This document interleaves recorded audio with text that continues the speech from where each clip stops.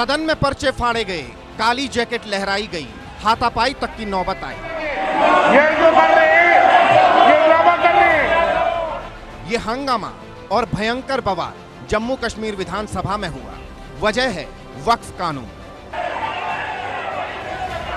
यह हंगामा तब बरपा जब वक्फ कानून को लेकर नेशनल कॉन्फ्रेंस ने चर्चा की मांग करते हुए विधानसभा में स्थगन प्रस्ताव लाया, लेकिन स्पीकर की तरफ इसकी अनुमति न दिए जाने के बाद सदन में भयंकर बवाल हुआ।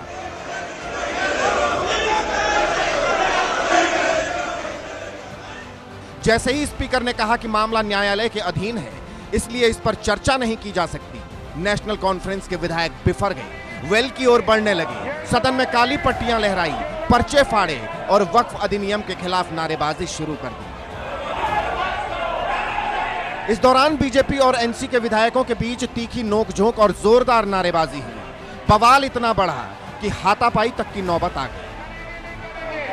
ये जो कर रहे हैं, ये ड्रामा कर रहे हैं। हम सिर्फ चाहते हैं कि जो हमारा सेंटिमेंट है, मैं फिर से कह रहा हूं, एक इमोशनल इशू है, हमारा सेंटिमेंट है, उस सेंटिमेंट को हमें रिफ्लेक्ट करने दीजिए, हमारे मन की बात असेंबली में करने दीजिए। We have all the right to do. हम यही कहना चाहेंगे कि ये constitution, democracy, rule of law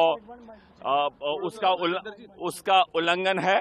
हम चाहेंगे इस मुल्क में लोकतंत्र है, इस मुल्क में संविधान है, इस मुल्क में सेक्युलरिज्म है और सुप्रीम कोर्ट ने भी कहा है ये रूह है हिंदुस्तान के आईन का कि जो मैटर सब्जुडाइज हो चुका है। और सबसे बड़ी बात यह है कि पार्लियामेंट पास कर चुका है, राष्ट्रपति की मोहर लग चुकी है।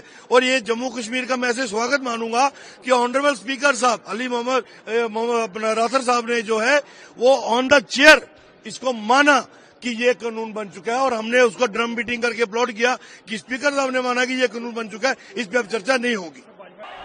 वक्फ कानून को लेकर एक और जम्मू कश्मीर विधानसभा में जोरदार बवाल हुआ, तो दूसरी ओर यह मामला सुप्रीम कोर्ट की चौखट तक पहुंच गया।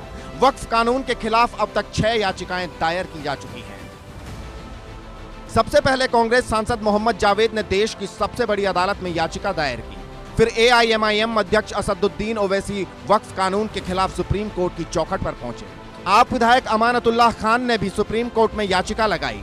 RJD भी वक्फ कानून के खिलाफ सुप्रीम कोर्ट पहुंची। इसके अलावा जमीयत उलेमा ए हिंद ने वक्फ संशोधन कानून 2025 के खिलाफ सुप्रीम कोर्ट का दरवाजा खटखटाया। मौलाना अरशद मदनी ने कहा, हमने पहले ही कहा था अगर ये वक्फ बिल कानून बना तो इसे सुप्रीम कोर्ट में चुनौती दी जाएगी, इसलिए हमने याचिका दायर की है। सबसे पहले जमीयत उलेमा हिंद इस मसले के अंदर गई है, और हम जहां तक लड़ सकते हैं कानूनी एतबार से हम लड़ते रहेंगे, लड़ेंगे। किसी भी मसले के अंदर सड़कों के ऊपर नहीं आते, और हम ये समझ रहे हैं कि सड़कों के ऊपर आना मुसलमान के लिए मुफीद भी नहीं है। हमारी लड़ाई गवर्नमेंट से है, हम कोर्ट में जाते रहे हैं। हम देशव्यापी अभियान छेड़ेंगे इस बिल के खिलाफ।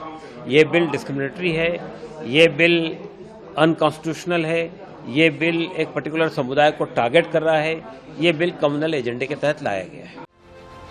वक्फ पर मुसलमानों के संगठन ही दो फाड़ दिख रहे हैं।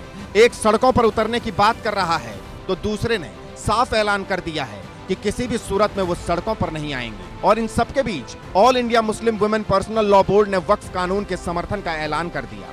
आज सरकार जो कदम उठा रही है, ये कदम बहुत पहले पिछली सरकारों और हमारे मजहबी लीडर और समाजी लीडर जो मुस्लिम हैं, उनको मुस्लिम समुदाय की का गरीबी और पिछड़ापन और दुर्बलता पे उनको पे नजर होनी चाहिए। वक्फ कानून को लेकर मुस्लिम संगठन ही बंट गए, लेकिन सवाल सियासत का है, इसलिए वक्फ पर बवाल जारी है। दिल्ली से लेकर जम्मू कश्मीर तक हंगामा हो रहा है। सवाल है कि क्या सिर्फ सियासत के लिए वक्फ कानून का विरोध हो रहा है, और सवाल ये भी कि वक्फ कानून से विपक्ष को दिक्कत क्यों है। Bureau report, India news.